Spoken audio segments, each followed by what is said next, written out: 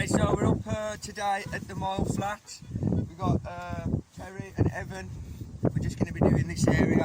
We've got this field here to do, there's some out there, and this is just arable at the minute. It's just got nothing in it, cabbage weed. So we've got the mile flat there. The Roman road ran through the road here. Right through the middle of this field, the Roman road ran to the camp, which is a Flavian camp, which is around 119, 120. So that's really getting up. The Romans came from Wales this way to meet her, and they had a battle somewhere in the north of us.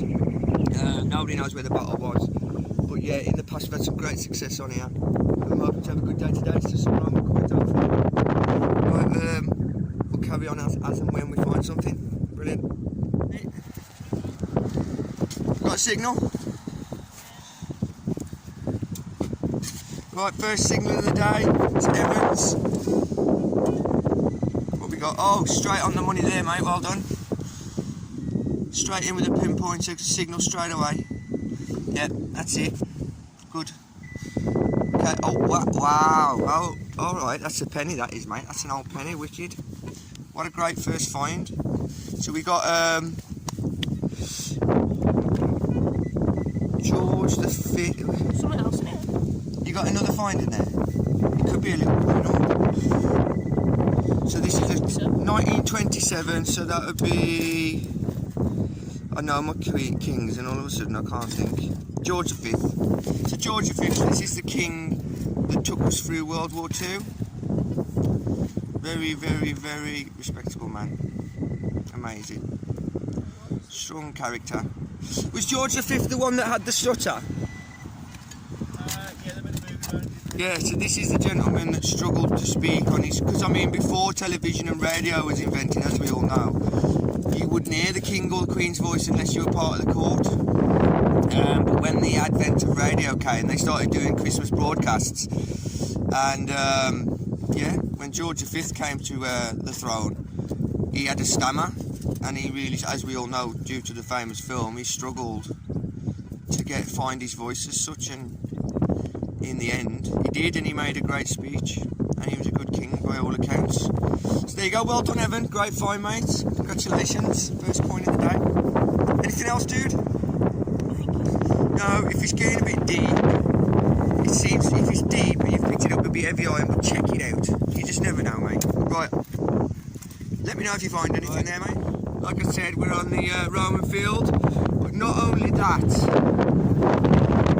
What's that, dude? Okay, that's a very big horseshoe again. Well, it could be Shire. That was with the... Then again, no, it's too big for a horseshoe. Saying that, you know, I have shoed horses in the British Army that have got feet as big as dinner plates. I mean, as big dinner plates. The Shire drum horses. But looking at that, what was that reading? Sure, to be honest. In the 40s, in the 20s, 30s. But that was in the same hole as the coin. There you go. So always dig the iron signals because you just never know. Brilliant, Evan. Well done, mate. Okay, guys. So another thing, I've just found this, by the way, which has reminded me. This is a tiny chin strap button. So on a ceremonial forage cap in the British Army, this button would, I believe, oh well I know, go on the side of the hat. It would basically sit there on the side of the chin strap. The chin strap becomes ceremonial, it's not used anymore, it's highly shined, officers especially, but I'd always shine mine up. So it was called a forage cap or a forage cap. So yeah, the reason this is in the field, I believe, is during World War I, this actually became a zeppelin air raid interceptor. So basically they were intercepting the plane, they were intercepting the zeppelins that were coming across to bomb the industry. So there were Hawk Moth planes, I believe, and there would have been here stationed a few RAF men or Royal Air Force men, and they would be flying up into the sky when the zeppelins came over like great menaces in the sky, darkening the air, and they would fly up and they would shoot incendiary bullets or bullets that would explode on contact and blow the zeppelin out the sky. They were sitting ducks really in the end. But yeah, this is an amazing link to the past. You know, we're in a field where we know we've got Roman activity. We've had nothing Roman yet, but we've been here all of 10 minutes and we've had 2 coins. A few minutes after Evan had that coin, he's had an old 10 pence as well, by the way. He's doing really well today. A few minutes Just after that, we got this forage cap button, which to me is an amazing link to the past. We've got one connection, the zeppelins. We need the next connection now, and the coin actually. No, actually, 1923 is past World War One. But yeah, we got another connection here with the zeppelins. So brilliant. Forage cap button. Let's hope we can get some roaming, eh, Evan? Yeah. Right, see you in a bit, guys. What's that, mate? You got a find? You got a find? Oh, mate, that's bronze. Straight away, that's bronze. And that looks like a piece of fibula. That is absolutely amazing. You know what, guys, we've been here all of, what, 10 minutes? 15, 20 minutes? And we've had find after find. A couple of modern coins, 1923 and a 1970 10 pence. We've had a zeppelin air raid, I believe, forage cap button. And now a piece of Roman history. So this is definitely a piece of a fibula or something along those lines, a brooch. You can tell it's been formed, it's been moulded, it's not natural. So that's a few thousand years old. The last person to drop that and wear that lived in a time that we wouldn't even start to comprehend. Things were different, mate, and you're the first person to touch that in 2,000 years, Evan. Well done, mate. Great stuff. Right, I was just digging a hole here. I had an old nail. This come up as well. Now I'm not sure if it's a Roman pot because it's got a base to it, some shape, and it's black tarnish, like a black. Yeah, they use black tarnish. Enamel. Yeah. So yeah, do you think? Probably. Looks like it's got a it's a bottom of a dish maybe. Yeah. It's got some scratches in it. Amazing. Or like a vase. Yeah, I know what you mean. Bottom or top. Yeah, amazing. Because at the top they like go to a cave. Come in again. So, like, is it ampulla? I'm not sure. Yeah, I think they would call it I'm maybe ampullas. clever, but I'm not that clever. You get in there, Evan. You get in there.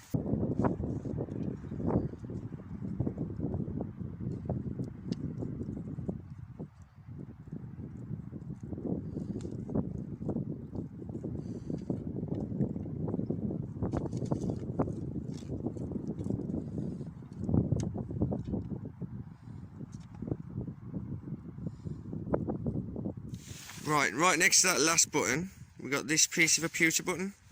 So these pewter buttons can be Civil War onwards. They did reproduce them later years, but they were generally pewter. It was a Civil War kind of 1600s, Cromwellian, Charles I, Charles II era, I think. But yeah, so there you go, a little pewter button, beautiful. Right next to the, I think it's just coincidence, right next to the early Elizabethan button. So this was obviously a well-used road, which cut right through this field. Okay, so Evan's been asking about his machine. Obviously me and his dad have got the better machines, and this is the machine that Evan's got at the minute because he's just starting out in the hobby and don't know if he wants to do it or not. But even though you might think, oh, you know, it looks terrible, actually sometimes the technology in them isn't that important. It is important, but the price isn't that important. Like I had a very cheap machine when I was younger, it was square bottomed, and I found a lot of stuff with it. And I went on to a Garrett, which is again wasn't a very expensive one. It was the Ace 150, Ace 250. But just a few tips for if you're starting up and you get a machine like this and you think it's useless. Okay, so we've got a test coin, which is one of the coins Evan found earlier with his dad's machine. I'm just going to throw that down. First tip is these wires. Wrap around. It sets it off. So if you can get a bit of tape, just tape it there. Otherwise, use a twist. Not too much. On that one, it's all twisted round it. Twist it round, so just turn it. You don't want it too tight, you just want it out the way of this. Yeah. You know.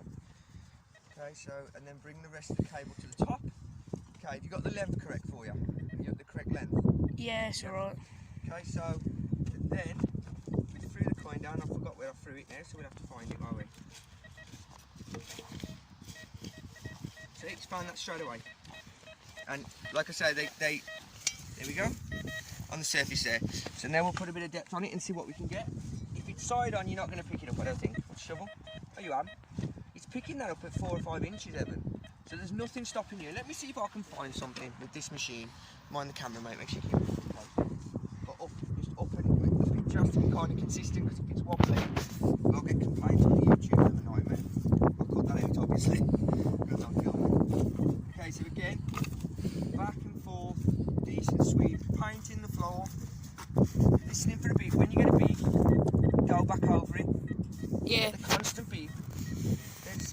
Yeah, you said like last time it's like a little dance party of beeps or whatever. You're listening to that rhythm. See that this is a dig I've got now on this field. Yeah, there's a rock there. So watch that because you'll bend your shovel up. But the ground's a bit softer here. It's already bent. I don't think it can Okay, be still bent in. anymore. I'll get you a decent. I'll show you a decent shovel, mate. Still in. So this is picking up some depth. Out. Okay, see what we got, mate.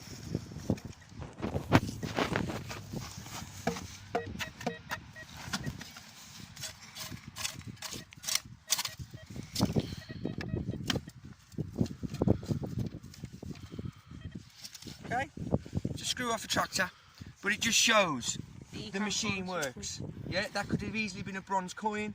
It could have been a fibula, which is a Roman brooch for a toga.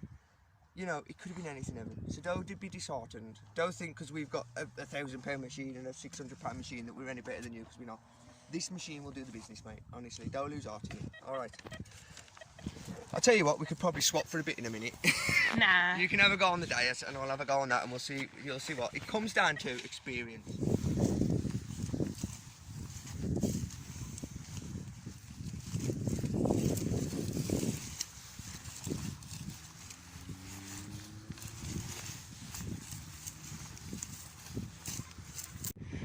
I had to jump there. You want the first person to touch it, Terry? Go on, Evan. Yeah. You're the first person to touch that now for 2,000 years. Evan, can you zoom in on that? Look at that. Oh There we go. my gosh. You're the first to touch it in 2,000 years. That's a Roman trumpet brooch. Look at the Look at decoration that. on that. Mate, you see, We need it's a little, all here. It's all here. little brush with this or something, don't we? Yeah. Amazing. Oh my gosh. Can you get that? Oh, that's made my day. It's made my year. Is that beautiful or what? Is it actually broken or is it just like No, the what pin missing happened? off the back? It's the iron pin. There'd be a spring in there coiled up, but it was iron. Because it was iron, it rots away. It's only the bronze that remains. Oh my gosh. 2,000 years old. So that would have sat along. There you go, mate. Thank you. Enjoy. That would have sat along there on the toga. Roman citizen. Look at the beautiful decorations on that. You get a good focus on it. Look at that, guys. Hold that, Ev. There you Right, go, so mate. do Doing a roundup. We've got Evan and we've got Terry, and this we'll do Terry's finds first. He started off digging everything because he's quite new to the hobby, and as you can see, the machine's doing the job. He's got a lot of iron. Big old piece of horse equipment or harness, a horseshoe. This is a Roman pen. I No. think. And lots of bits of miscellaneous. This looks interesting. It could easily be an arrow, but we could speculate forever on stuff like that. Here's the interesting bits. A lovely little horse buckle. This is a beautiful fibula or brooch, definitely Roman. It's gnarly, it's old, it's in a Roman field. We've got a watch winder, or a clock winder. We've got a braces button. These will always come off. Obviously men working hard in the fields. Miscellaneous buttons, a penny, and 10 pence. Beautiful medieval token. Absolutely stunning, that is. Lovely. We explained that earlier. A musket ball, and 3 pence in old money, and a 10 pence in older money. The old 10p's. These two were the first. No, Yes. These two were the first. This is Georgian. Just about to see that. This is George V, and this is Queen Victoria, Elizabeth II. So our reigning monarch still with us. Over to my bits. We got obviously my star find for the day. I think the star find on Terry's side, personally for me, I think this might be a brooch as well. Oh yeah, I forgot this. This is a book clasp, I believe. Or we believe. So you can see they would sit there and they would lock the books because books were valuable. You know, words were valuable. They still are. Really, they should be. So yeah, I think the star find for me is the book clasp, the watch winder, the little kind of brooch which might clean up all right, and the Roman, and there are quite a few good things actually. Over to me, we got buttons, bag seal, pewter button. So these are all brace buttons early. I found a lead token as well, but not as interesting as that one. It's just got a diamond pattern on it. Another button, a spoon. These could be Roman. That's a hobnail. So these would go on the bottom of the boots for the Roman soldiers. Stop the leather wearing away. This could be what they call a curse scroll. So in the pagan religion, if you wanted to make an offering or ask something to the gods, you would write it on a piece of lead and roll it up. So there's every chance that could be a scroll, a curse. That's the bottom of a fibula pin. That's that part. So basically it's a small one, a child's one. So I was going to put a picture up on the screen, but I don't need to now, do I? That's that part, look. There. Smaller version. Beautiful fibula, obviously we've seen that already if you've been watching the Facebook. Shotgun shells, some lovely bit of pottery. What was that nut again, Terry? It looks like a cog. Looks like a cog, yeah, sorry. Yeah, like it would work in a 45 degree angle. Rubbish, ammo time. A bit of ammo time there. And yeah, oh yeah, and these forage cap buttons too.